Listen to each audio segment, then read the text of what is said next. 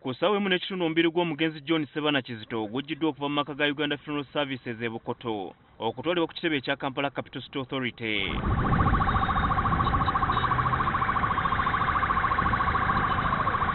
Ku City Hall bandi ya poliisi ebaddewo nga bwe gubeera ku bantu abakoledde eggwanga eby'enjawulo.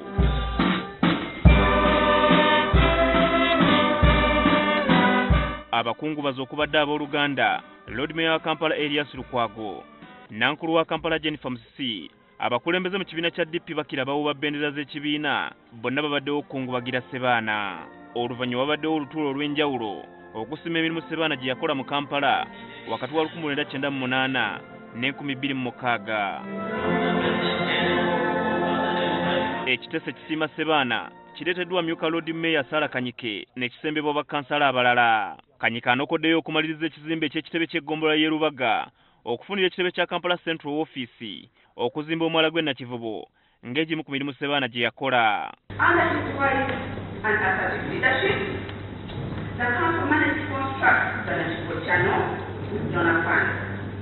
This channel was constructed from the city center to the shore of Lake Victoria and Port Bell, Nigeria.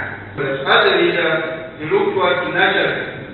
As a leader, he led without segregation. All know the history of Kampala. Number one was Islam. It was him who brought the proposal of turning it the way it is. Mu kwongera okusiima Ssebaana, olukiiko lusazeewo lumubbuddemu oluguudo olubadde lumanyiddwa nga Nakivubo Place kati nga luyitibwa Ssebaana Kizito. That Nakivubo Place be named Ssebaana Kizito against something. Thank you very much. That Nakivubo Place be named after this great man who is lying here in the chambers. Tutulutumye okutandika n'olwaleero John Ssebaana Kizito Road.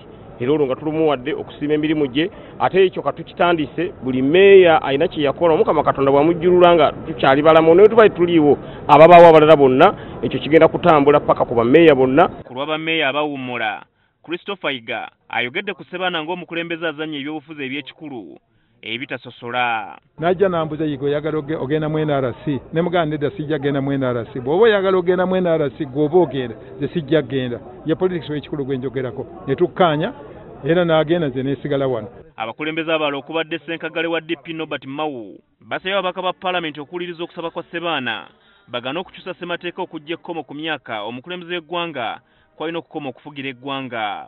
Ssebaana Kizito was never a coward. I'm sure even as he lies there, he's telling us no problem can be solved unless it is faced. The late was an ardent supporter of the age limit. Naye yasigadde ku mulamwa kubanga kati tulinayo ng'ebya age limit. Mukulu Ssebaana era afudde nga munyiivu era afudde nga alwana okulaba mu constitution bagissaamu ekitiibwa. Tutuuseeko ne ku luguudo lwa Nakivubo Place olutuumiddwa Ssebaana Kizito. Eno bannakampala batuwadde endowooza za njawulo ku ngeri olukiiko lwa KCCA gye lusiimyemu Ssebaana.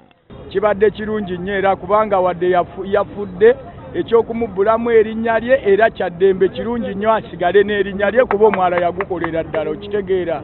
Naye kuba n'olwaleero baleme kusiima muntu ng'afudde bamwogereko ng'akyali mulamu. Abantu bagende ewa bamwebaza ebirungi bye yakolera eggwanga ogezanga okukola omwala ogwo kyali kirungi nnyo. Tetukuddeeyo omwala omuzeeyi yatuzimbira twebaka bulungi tusula bulungi ne si kibeera kutuusa oluguudo olwo. Omubiri gwa Ssebaana oluvudde ku City Hall gutwaliddwa mu Paalamenti ababaka okusiima emirimu gye yakola ng'omukiise mu lukiiko lw'eggwanga. Habert Ziwa, NTV Akawungeezi.